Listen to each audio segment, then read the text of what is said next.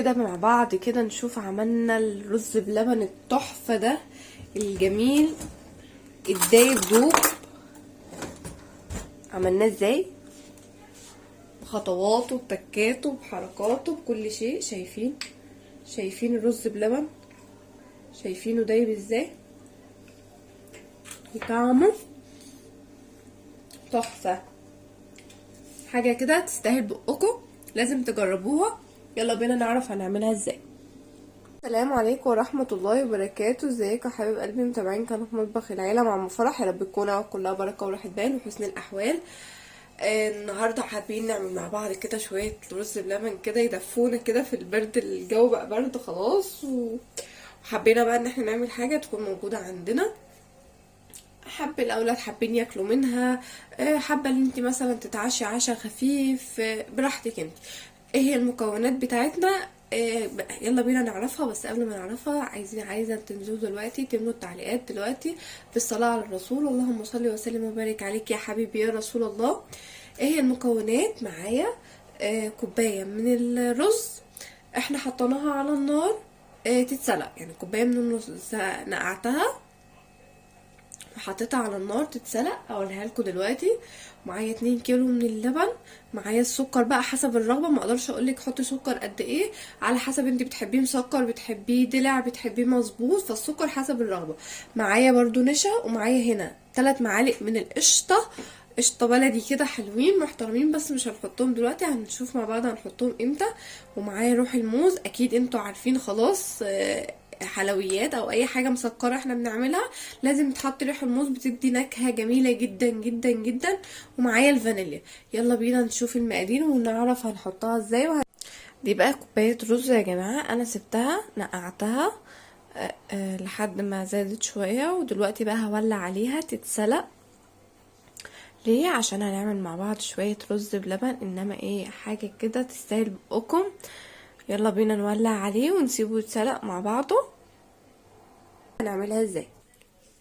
ده الرز بتاعنا، انا حطيته كوبايه من الرز، حطيتها اتسلقت على النار لحد ما زي ما انتوا شايفين كده.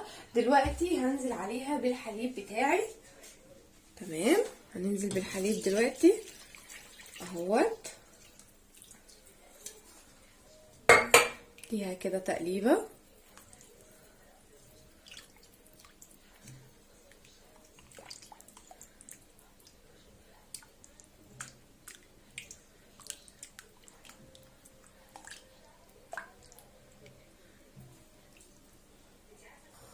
تمام، احنا دلوقتي اهوت حطينا اللبن على الرز بتاعنا، هنسيبه بقى ان هو يبدأ ان هو يغلي مع الرز كده.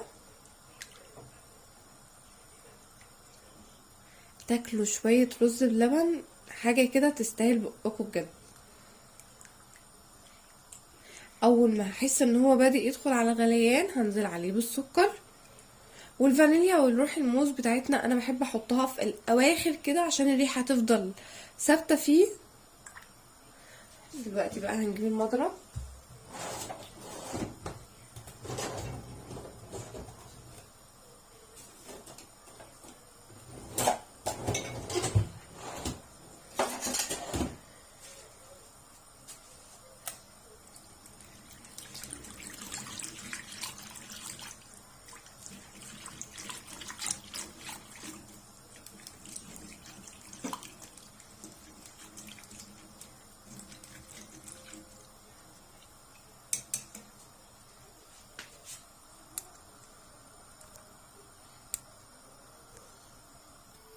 دلوقتي بقى انا كنت شايله كوبايه كده من اللبن، هنزل عليها بالنشا بتاعتنا.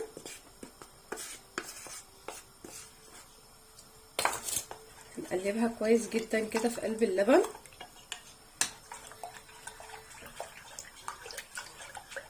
نجهزها معانا على ما اللبن يبدأ يدخل على غليان كده.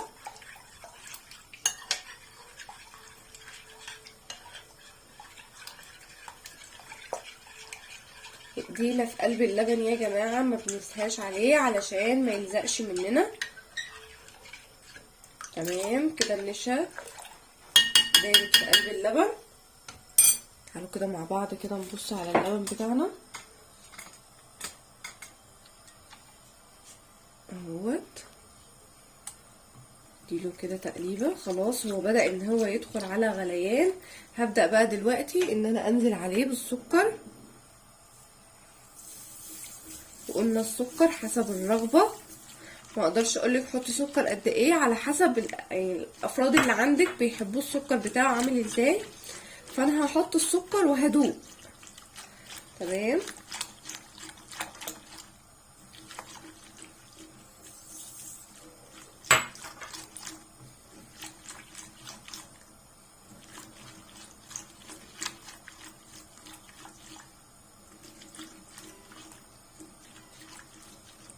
وانا المره دي مش هعمله في اطباق، اللي هي مش هنقدمه في اطباق ازاز او اطباق، اي اطباق انت بتحبي تقدمي فيها.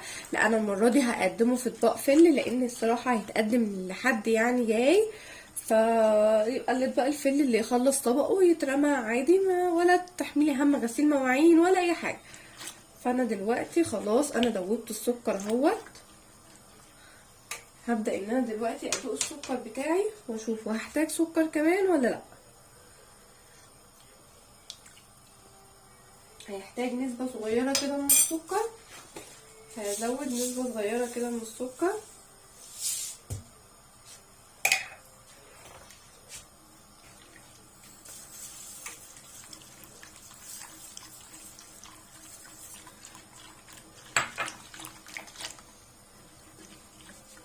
هبدأ في الوقت ده خلاص هو بدأ ان هو يدخل على غليان. هبدأ في الوقت ده انزل بروح الموز،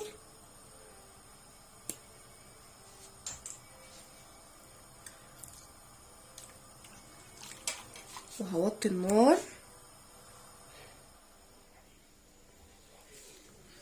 وهبدأ انزل بقى بالنشا بتاعتي. خلاص تمام.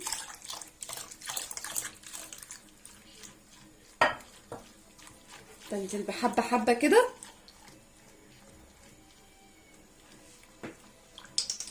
هبدأ انزل بالفانيليا بتاعتي برضو.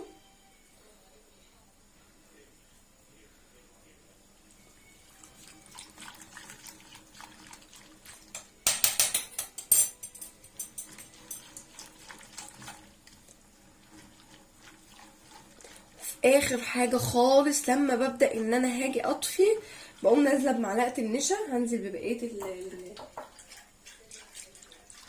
النشا بتاعتي كده. بنزل بايد وبايدي التانية بقلب.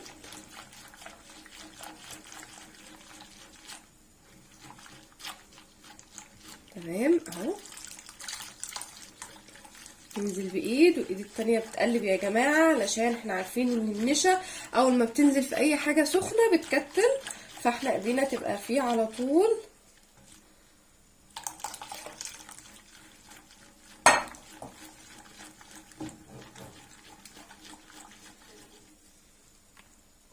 بصوا يا جماعه، شايفين القوام؟ بسم الله ما شاء الله، بدا ان هو خلاص تقلى اهوت. هنبدا بقى دلوقتي ننزل بمعلقه القشطه ديت، نديها كده تقليبه. هي مش اجباري اللي انت تحطيها، بس هي بتعزز الطعم وبتديله قوام حلو جدا.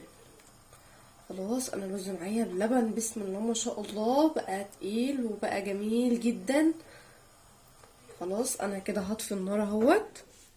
هديله بس تقليبه عشان معلقه القشطه تسيح كده في قلب الرز بلبن كله اهوت.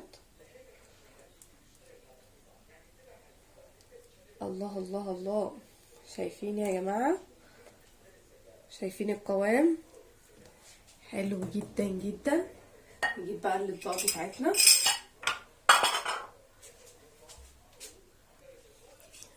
زي ما قلت لكم اهوت، شايفين بسم الله ما شاء الله القوام. انا معايا بقى الاطباق الفله اهيت يا جماعه. اي مقاس بقى انت حابه تحط فيه امليه اهو.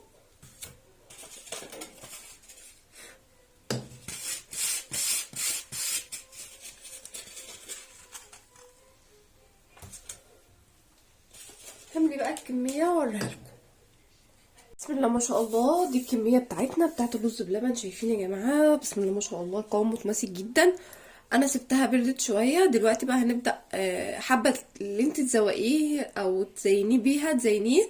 انا دلوقتي هحط عليها جوز الهند وزبيب، فيلا بينا نزوق كده مع بعض. التزويق اللي انت حابه بقى حطيه، او الشكل اللي انت عايزاه اعمليه.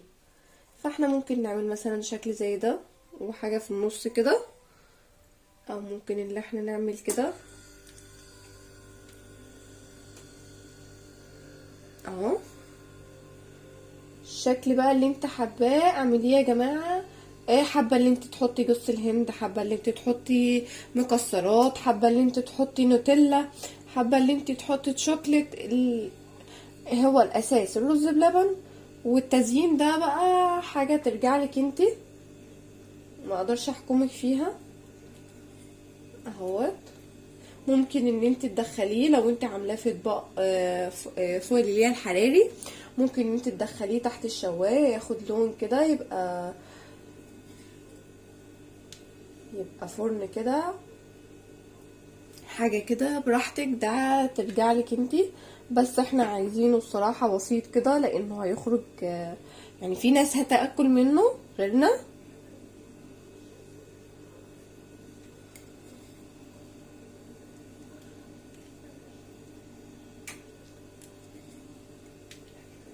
ممكن نعمل شكل تاني نعمله كده، نعمل الطروف كلها وننزل بواحده كده في النص. كمل الكميه واوريها. انا كده خلصت جبت الهند اهو. احنا نبدا بقى مع بعض دلوقتي نحط الزبيب. ممكن نحط بس على اللي هي في النص،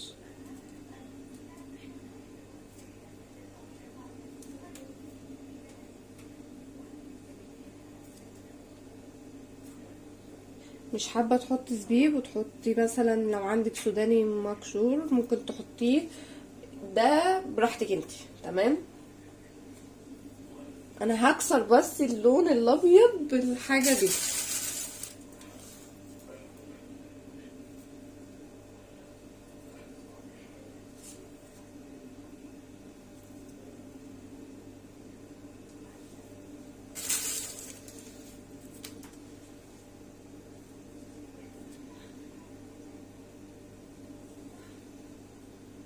بس كده، وده كان الفيديو بتاعنا. فيديو سهل وبسيط جدا، ما خدش مننا اي وقت. يا رب يكون الفيديو بتاعنا عجبكم، ولو عجبكم ما تنسوش الاشتراك في القناه وتفعيل الجرس يا احلى واجمل اخوات في الدنيا.